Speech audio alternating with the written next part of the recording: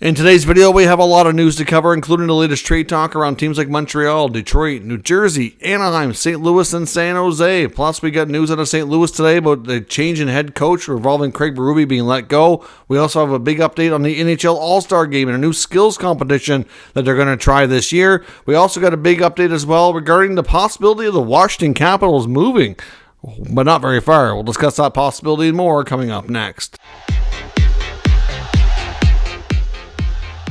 So welcome back to another video here of hockey. As I mentioned, we have a lot of news to cover today. In case you missed it, the biggest story of the day arguably was the St. Louis Blues firing head coach Craig Berube. That news came very late, at least for me. It was in the wee hours of the morning. I know I'd already gone to bed for the night, so I woke up to that news early this morning. All of his assistant coaches were still intact, no changes there. They replaced him with Drew Bannister, who comes up from their American Hockey League affiliate. The thing that I found most, surprising about it was later in the day, GM Doug Armstrong did hold a press conference to discuss the move.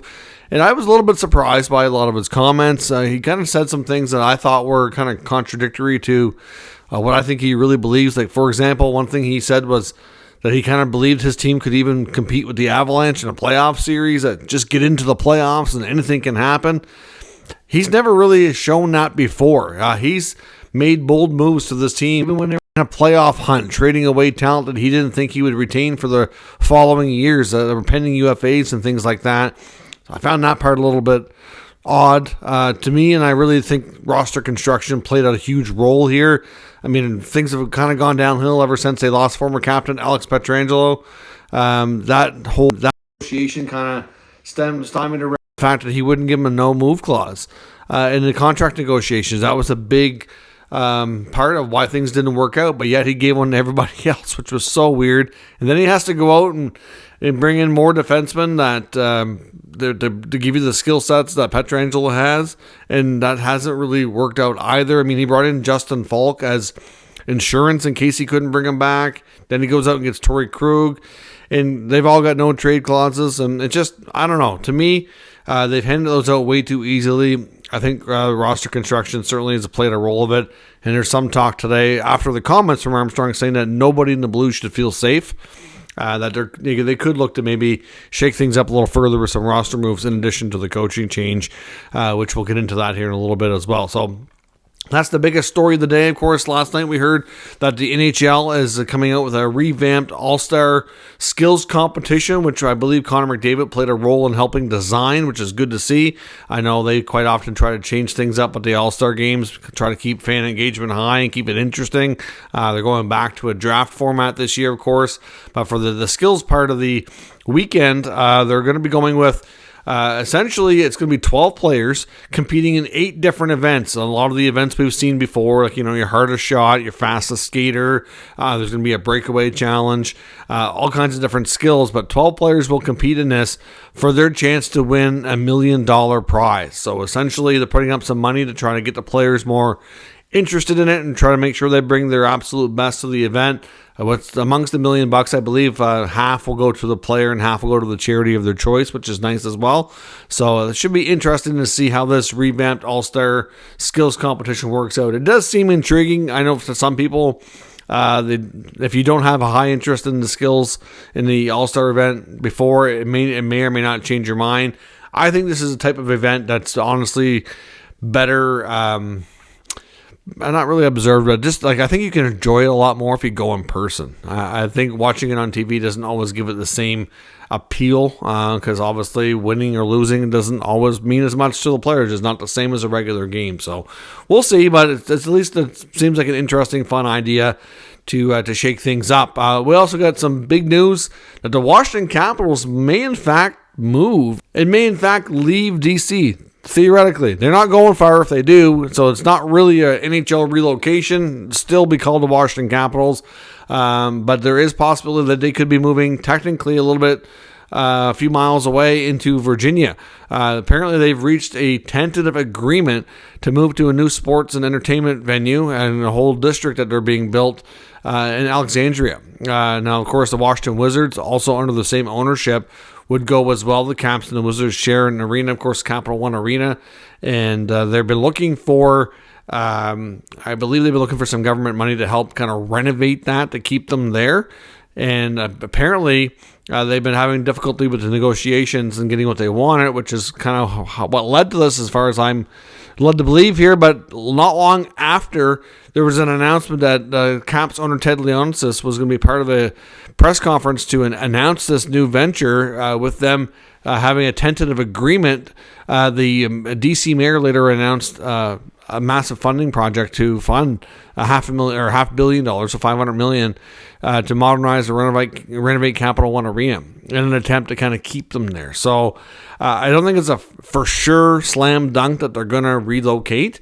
Like I said, it won't change anything. They're still going to be the same team. They're still really only a short distance away.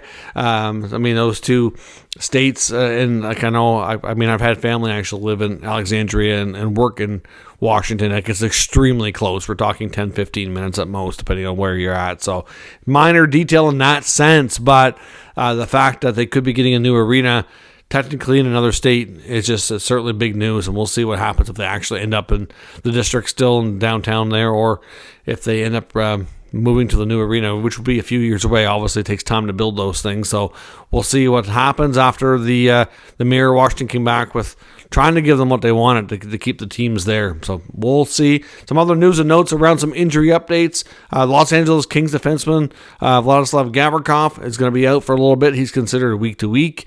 Montreal Canadiens have placed Tanner Pearson on injured reserve, and they've recalled Emil Heineman to take his spot on the roster. The Ottawa Senators have sent down Yuri Schwenkel back to the minors. Mark Kostelik is ready to return, and they already have an extra forward on the roster in Zach McEwen. They're getting ready to go out on a 5-game road trip. So it's already having technically enough healthy forwards and Kostelik ready to return.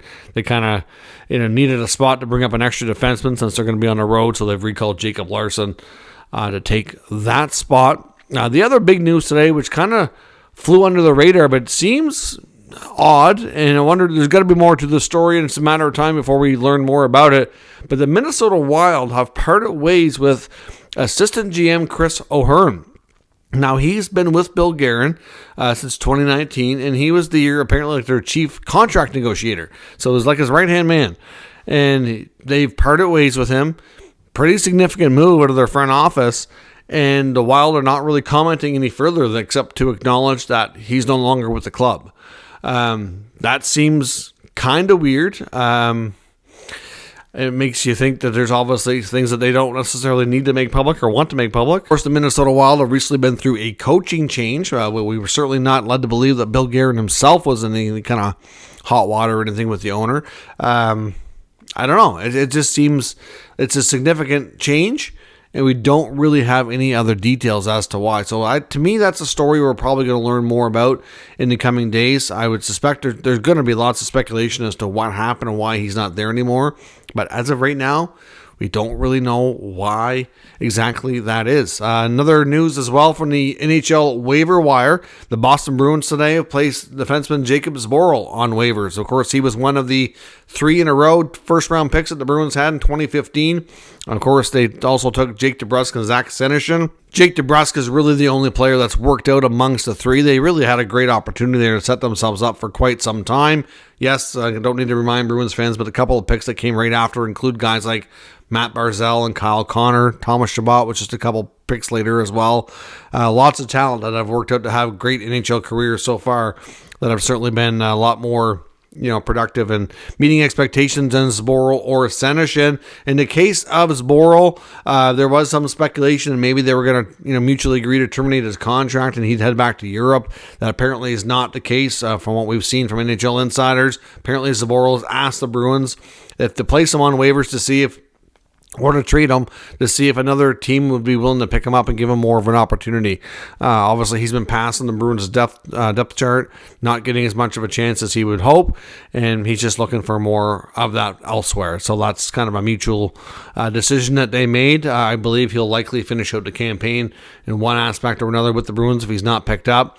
But I'd suspect his time with the Bruins organization, if it's not over here by tomorrow when the waivers information comes back out, then we'll say it's probably not too far away from being done. So we'll see where that goes. Now, on to the trade section of the video, the trade rumors around the league. I said I want to touch again on St. Louis.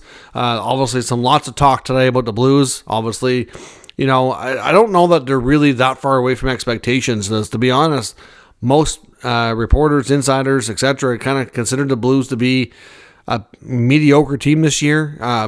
Maybe compete for a wild card spot.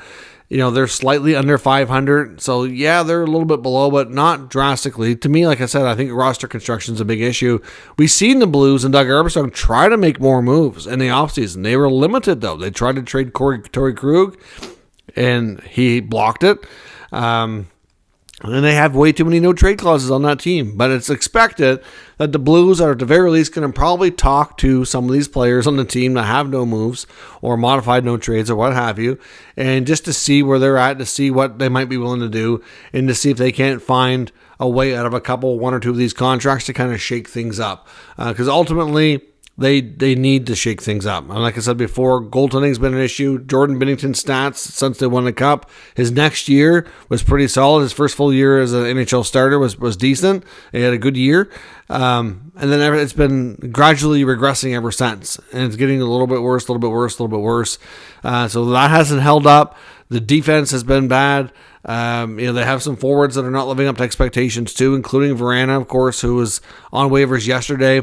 He did clear today, so he'll be reassigned to the minors, which is an unfortunate, thing for him, but understandable based on where the performance is. So I suspect between Torrey Krug, Colton Parayko, maybe somebody in the forward group, I would suspect that Doug Armstrong is probably going to be having some conversations here to see if any of these players are willing to waive or what teams they might go to so that they can try to find a way to shake things up here. But the Blues are far from done. Like he said, everybody, including management, players, everybody should feel like, anything but safe in their positions right now with the club. The San Jose Sharks, of course, another team. Yes, they've been playing a lot better lately, but there's no illusion there in San Jose. They know what they are, and they're still going to sell off assets, even if they do manage to climb closer to a playoff berth. They know that this is not the year for them to be, being buyers or to be adding or anything of that nature. They have some players that are starting to play a lot better in the last number of games that are starting to get some attention on the trade market, including some veterans like Anthony Duclair and Mike Hoffman. Both players could certainly be had for the right price from the Sharks. There's no secret about that. They have very few, if any, untouchable players. If they're willing to even trade defenseman Mario Ferraro, then that tells you they're willing to trade just about anybody outside of a couple of their top prospects, of course. But when it comes to players with experience, there's that. Now, Ferraro is a very interesting case as well. I'm not entirely convinced that they do move him. He himself said he'd be very interested in staying. He's still relatively young. He's young enough that he could be, still a decent age when they're able to compete again. But at the same time, he's also got really good value given how he plays in his contract, and they might get a good enough assets, a return, that they can't help but make the move if the right offer is there. So we'll see, but look for some guys like Hoffman and Duclair who've been generating a lot of buzz lately with their improved play to maybe get looks and likely get picked up before the NHL deadline. New Jersey Hockey Now and reporter James Nichols has reported that the Devils are aggressively looking at the goalie market again and that they've re-engaged with a team like the Anaheim Ducks around the possibility of acquiring John Gibson. John Gibson's been kind of hot and cold with the Anaheim Ducks the last number of years. Been a guy who has been reportedly looking for a trade at times, but has been happy to ride things out, been a good soldier for them. But we do know that he's asked for a trade on multiple occasions, and I don't think that the Ducks are completely opposed to moving him. They just need to find the right deal. Now, the Devils, I'm not sure what they would offer them in a trade, but they can certainly have a lot of interesting assets that they could consider including, for sure. I mean, the Ducks are starting to accumulate a good amount of young talent there that hopefully in the next few years can start to be more competitive and start being a much more dangerous team in the Western Conference. It's going to take some time, but they have got a lot of core pieces that they can get there. Be curious to see exactly what they might be willing to include. I mean, there's even some, honestly, doubt around the future of Trevor Zegras in Anaheim. I know he hasn't the greatest year this year. There's a lot of talk saying, well, depending on what happens with the NHL draft lottery, they were not going to trade Zegras now by any chance, I wouldn't think. But but they have Mason McTavish, who's worked out really good. They have Leo Carlsson, who's been looking really good as a rookie. If they pick in the top couple spots again, and if they had a chance to get a guy like a Celebrini or one of the top centers again, is that going to create a position where, they have too many in one spot? Maybe they trade a player like Zegras to try to, bulk up on other areas of the team. Or the other option, of course, is Zegras can stay and just be a winger instead of a center. But not everybody can transition like that and do as well, but a lot of players can. Usually a lot of wingers in the NHL are former centermen. Not to say that that's a huge thing, but it can happen and work out quite nicely. So no guarantees, of course, that Zegras moves, but I know there's been a lot of talk about his future. But the main thing is a Gibson trade could pot the Ducks a good return, and it could really solidify things with the Devils. I mean, like I said, they can send Schmid down to the minors. Vanecek can be the backup. I don't expect, if they made that kind of deal, that there would necessarily be a goaltender going back the other way. I would suspect you're looking at some other combination of younger assets. The Devils, maybe feel like they eventually can't get in the lineup because there's not enough space. They're getting to that point that it's going to be hard to get much more younger players in the mix, because they have a lot of players that kind of taking spots and are expected to hold them for an extended time. So we'll see. Could John Gibson be the solution for New Jersey between the pipes? Time will tell as these talks have reportedly intensified. And Dave Pagnotta of thefourthperiod.com is reporting regarding Montreal and Detroit apparently having talks around young forward Jonathan Berggren. Now, we had heard before that Berggren was on the trade block and that the Red Wings were entertaining some trade conversations around the player. I wouldn't have suspected Montreal was the team. I personally had speculated that it could be a team like Calgary, who holds a great defenseman in Noah Hanifin, who I think could be a terrific help to the Red Wings if they want to improve that blue line. Now, Montreal does have a lot of interesting defenseman as well that could be made available, and I wonder if that's the type of player that they're targeting in a potential Berggren deal. Of course, Berggren started the year in the minors. They've got enough forward depth that it's kind of proven difficult to get him into a regular spot, which I suspect is the only reason they would consider moving him, because really he's a good young player. Otherwise, it's not like he's disappointed or anything of that nature. He's just kind of been a little bit boxed out because of all the veterans that they've brought in. But at the end of the day, if they can make their team better, I think they'll consider it for sure. So be interesting to see if those two division rivals do hook up on a deal. Another veteran defenseman, which could be a player being targeted by the Red Wings or elsewhere that's expected to get a lot of attention too, is David Savard. Of course, he missed a bunch of time, but after causing the injury from doing a lot of shot blocking on a penalty kill, which got a lot of attention in Montreal. A veteran guy, right shot, got a Stanley Cup on his resume. There's lots to like in that regard. He doesn't make a ton of money if Montreal is willing to eat a little bit of that. He does have another year, though, beyond the current season on his contract, which can make things a little bit more tricky when it comes to trading or retaining money. But David Savard's another player as well that very well could be getting some interest. So another player to watch. I think Montreal could be extremely active throughout the course of this season, and they could look a lot different after the trade deadline. I think it's a real possibility. So let me know your thoughts on all of today's news and rumors down in the comments. We'll discuss further. If you're new to this channel, of course, make sure you subscribe and stick around. It's a place to get all your NHL news and rumors for all 32 NHL teams. Thanks for watching, and I'll catch you next time.